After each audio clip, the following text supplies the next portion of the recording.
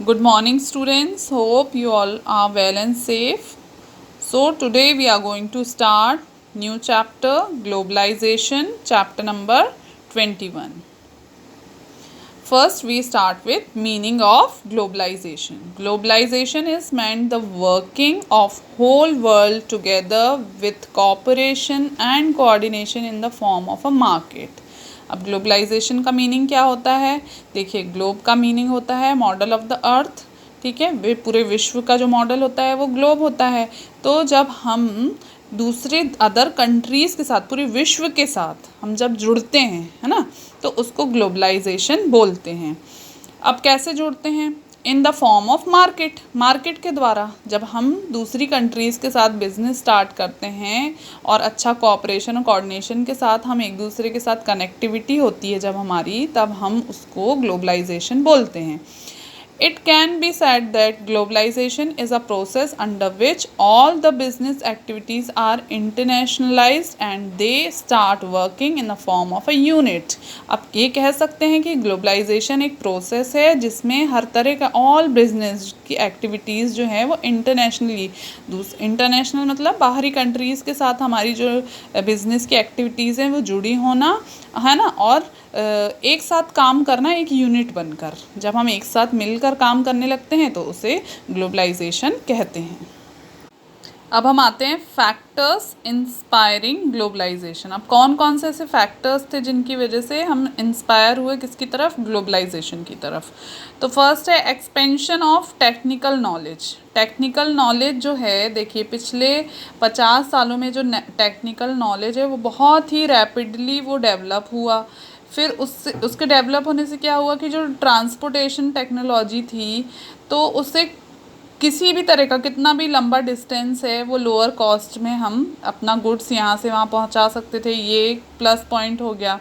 फिर tele communication है वो भी बहुत ही ज़्यादा इम्प्रूव हुआ, उसकी फैसिलिटीज़ भी बहुत मिलने लगी, जैसे इंटरनेट है, मोबाइल है, फैक्स वगैरह है।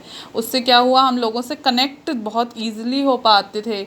तो उससे जो ग्लोबलाइजेशन है वो बहुत ही रैपिडली जो है वो एक्सपेंड हुआ, बहुत ही रैपिडली बढ़ने लगा। अब हम आते हैं प्रोसेस ऑफ लिबरलाइजेशन। तो सबसे पहले हम जानेंगे लिबरलाइजेशन क्या होता है। लिबरलाइजेशन मीन्स होता है उदारीकरण। लिबरलाइजेशन का मेन एम क्या है कि ज़्यादा से ज़्यादा कंट्रीज़ के साथ इंपोर्ट एक्सपोर्ट कर पाएँ, क्योंकि पहले क्या होता था कि कंट्रीज़ जो उनका लिमिटेशन होता था कि वो बहुत सारी चीज़ें इंपोर्ट नहीं कर सकती थी। जैसे कि हमारे इंडिया में केवल मशीनरी, फर्टिलाइज़र, पेट्रोलियम ही इंपोर्ट का परमिशन था। बट जब से लिबरल हुए हम, लिबरलाइजेशन हुआ, तो ये सारी जो पॉलिसीज़ थी उनको रिमूव किया गया कि ऐसा कोई लिमिटेशन मत रखिए, आप जो भी नीड है, कनेक्टिविटी बढ़नी चाहिए दूसरी कंट्रीज़ के साथ।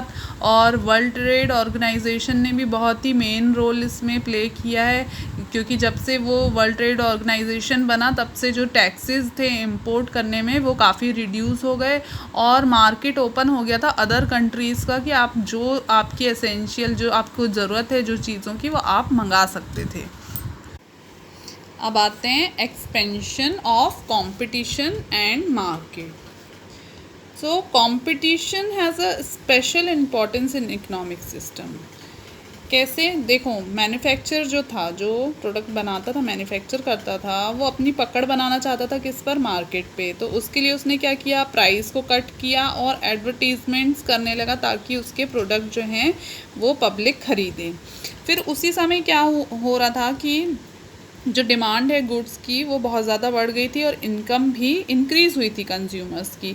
तो उनका जो मेंटली वो चेंज हुए, प्रोडक्ट्स को लेकर अच्छे प्रोडक्ट चाहते थे। फिर उनका टेस्ट और हैबिट्स भी चेंज हो गए कंज्यूमर्स के, तो उससे प्रोडक्शन भी बढ़ा, गुड क्वालिटी भी बढ़ी, तो मार्केट जो है वो एक्सपेंड होने लगा, बढ़ने लगा।